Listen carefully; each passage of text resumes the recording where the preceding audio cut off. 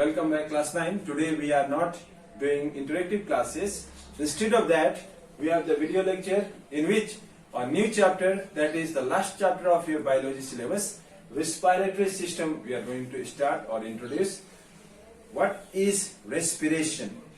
Before starting the topic respiratory system, you must understand the definition of system.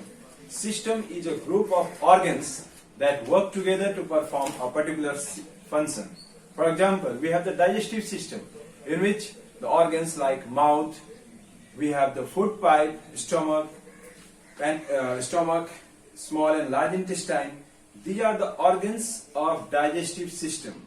Similarly, the respiratory system is an organ system in which a group of organs work together to perform a particular function. So before starting respiratory system, you should be aware of the definition of respiration. In lower classes also you have done. The definition of respiration is, we should not confuse with breathing. Breathing and respiration are two different terms. So what is respiration? It is a catabolic process. That is also hard to define. What is catabolic? Catabolic means a breakdown process in which glucose molecules are oxidized to produce energy. Where does it occur? Inside each and every cells, both plant as well as animal. So let's sum up the definition of respiration as: respiration is a biochemical process in which glucose is oxidized or burnt to produce energy. It occurs in both plant as well as animals. And respiration is a continuous process. If you try to compare it with photosynthesis, photosynthesis is found only in the plants. It occurs in the daytime in the presence of sunlight. For respiration, sunlight is not needed, and photosynthesis results in increase in the mass of the plant because it produces glucose. But respiration is the process by which glucose is oxidized, that is burnt. So chemical equation of respiration is C6H12O6. This is the formula for glucose, plus 6 molecules of oxygen. In the presence of oxygen, the burning of glucose occurs, and this reaction occurs in the presence of certain enzymes at a particular temperature. So it is an enzyme catalyzed reaction. It produces 6 molecules of carbon dioxide plus 6 molecules of water plus 38 molecules of ATP. So this equation is for aerobic respiration also. There are two types of respiration, later on we'll read, aerobic and anaerobic. So the one which occurs in the presence of oxygen is called aerobic respiration, and the respiration which occurs in the absence of oxygen is called anaerobic respiration. Yes, so I was talking about the equation, chemical equation of respiration. This is the chemical equation for aerobic respiration as well as respiration, general respiration. And what is external respiration and internal respiration? Respiration we can divide into two parts, external and internal. External respiration is also called as breathing. External and internal. So external respiration and internal respiration. This is also called cellular respiration, and external respiration is also called as breathing, in which there is only exchange of gases between the lungs and the surroundings. Like whenever we breathe in, that is a physical process in which the air goes inside our lungs, oxygen is absorbed from that air, and carbon dioxide along with the other constituents of air is thrown outside when we exhale out or breathe out. And for that process, lungs is a very important organ where the exchange of gases occur, particularly in the alveolus of the lungs. Okay, so it is said that external respiration is same like breathing only, but internal respiration is also called as cellular respiration. Now you know that how the different plants and animals breathe. Most of the animals breathe with different organs. Like we have the lungs as the main respiratory or the breathing organ. The fishes will breathe with the help of gills. Insects can breathe with the help of their skin in the form of spiracles or trachea, the windpipe which is present inside their body. So different organisms have different means of breathing or exchange of gases. Now in case of plants, the direct exchange of gases can occur between the leaves and the surroundings through the stomata. So stomata are the tiny pores through which exchange of gases occurs in case of plants. Okay. Now next one is internal respiration or tissue respiration or cellular respiration. Internal respiration is that process by which glucose combines with oxygen to produce energy. That is called internal respiration. So breathing is a part of respiration, we can say. But it is wrong to say that whenever define what is respiration, it is taking of oxygen, giving out of carbon dioxide. No, that is breathing, not respiration. Respiration means production of energy by the burning of glucose that occurs inside the living cells, particularly in the mitochondria and the cytoplasm part of the cell. So what is cellular respiration, I said, or tissue respiration? Now tissue respiration, already I said, all the body cells and tissues, they undergo respiration. So when there is respiration taking place inside the tissue, that is called as tissue respiration. It happens due to the presence of tissue fluid, that is the fluid which surrounds the tissue, through which exchange of gases can occur. Now cellular respiration is called a catabolic process. There are two types of internal respiration, tissue respiration and cellular respiration, we can say. So cellular respiration is a catabolic process because it involves breakdown of glucose molecules into carbon dioxide, water and energy. Alright, now this is the equation.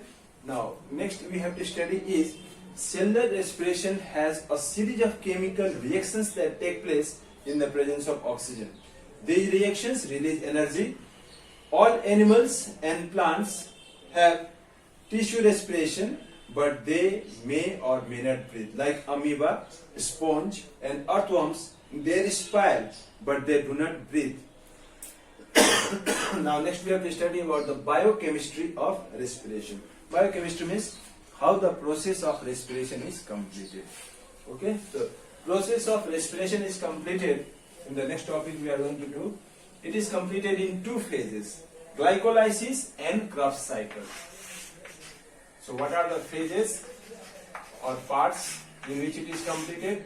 It is completed in two parts, glycolysis, and the second one is Krebs cycle or TCA cycle. So first one is glycolysis. What is glycolysis? Where does it take place and what is it? Glycolysis is a common phase of respiration. Means it is found in both aerobic respiration as well as anaerobic respiration. What happens during glycolysis? Glucose is converted into pyruvic acid.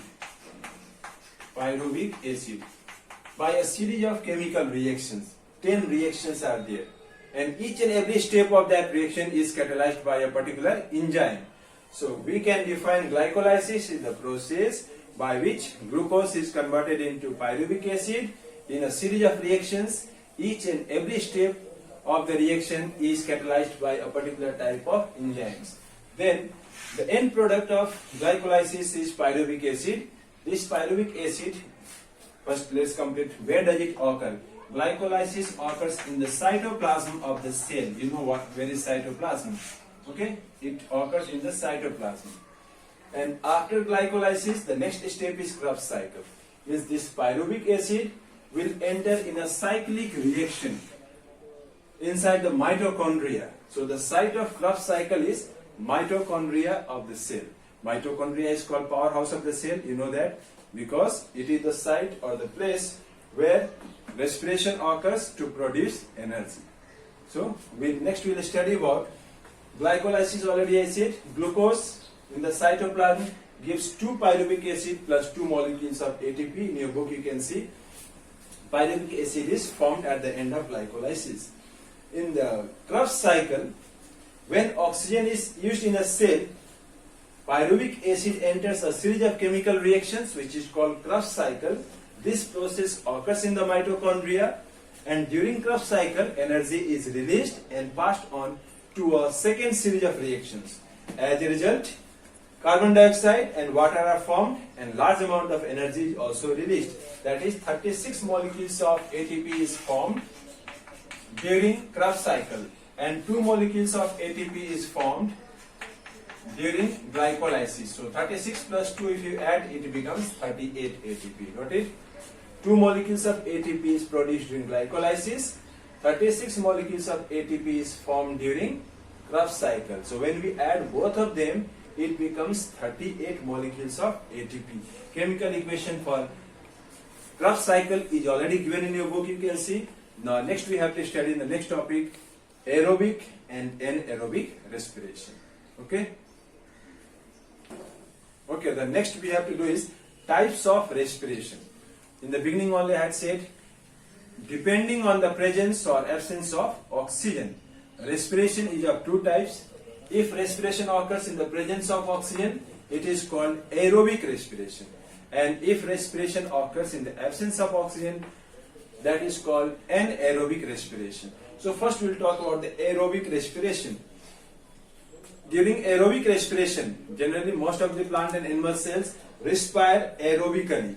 There is complete breakdown of glucose molecule, and the glucose molecule is broken down step by step reactions during which carbon dioxide, water and energy is released.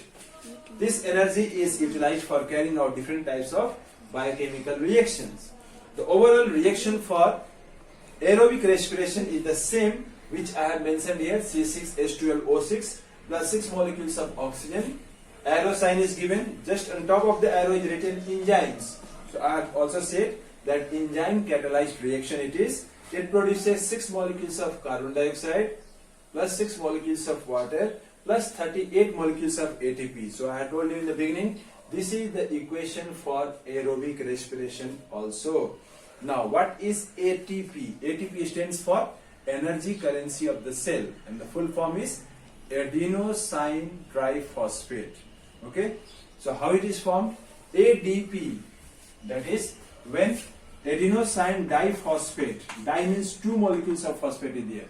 When it combines with IP or PI, PI means inorganic phosphate. So 2 plus 1, 3 phosphate are there, it becomes ATP. So ATP is called the energy currency of a cell. Means the cell will utilize or spend energy in the form of ATP. And where it is generated? This ATP is generated during respiration. Alright. Now next is anaerobic respiration. Anaerobic is the second type of respiration in which oxygen is not required. And generally our muscle cells, when we are doing some hard physical exercise like running, all of a sudden in one day you will start doing or running a marathon race without any practice. So your muscle cells will produce energy in the absence of oxygen. They will breathe, and that will result in the accumulation of lactic acid, which will cause pain. So next day early morning you will find that lot of pain is there. Why? Because your muscle cells respire anaerobically in the absence of oxygen. Similarly, in case of plants, plant cells can also respire anaerobically, but that will result in the formation of ethanol, that is C2H5OH. So if I have to write the chemical equation of anaerobic respiration, slight changes will be there.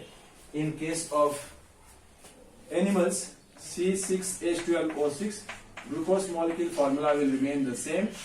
There will be no oxygen because it is anaerobic respiration. Enzymes will be required, of course, because respiration is an enzyme catalyzed reaction. It produces lactic acid. Lactic acid is formed only in animals, not in plants. Plus 2 molecules of ATP is generated. Means very less amount of energy production is here, only 2 during anaerobic respiration in case of animals. But in case of plants, the same equation will be C6H12O6, already given in your book, in the presence of enzymes, gives ethanol, that is C2H5OH. So 2 molecules of ethanol or H5OH. This is called ethyl alcohol or ethanol. Plus 2 molecules of carbon dioxide is produced. Plus energy, how much it is produced? 2 molecules of ATP is produced. So the difference between plant and animal anaerobic respiration is, in animals, anaerobic respiration produces lactic acid. In plants, anaerobic respiration produces ethanol plus carbon dioxide. This CO2 is not produced in the animals. Okay. So one difference is given there. Aerobic and anaerobic differences. Table 14.1. You can write it in your copy and learn it. And some section exercise questions are there. That also you can do it. And similarities between aerobic and anaerobic respiration. Next page, the last topic. What are the similarities? So first you do the section exercise, practice it. In the next class, we'll continue with similarities between aerobic and anaerobic respiration. Thank you.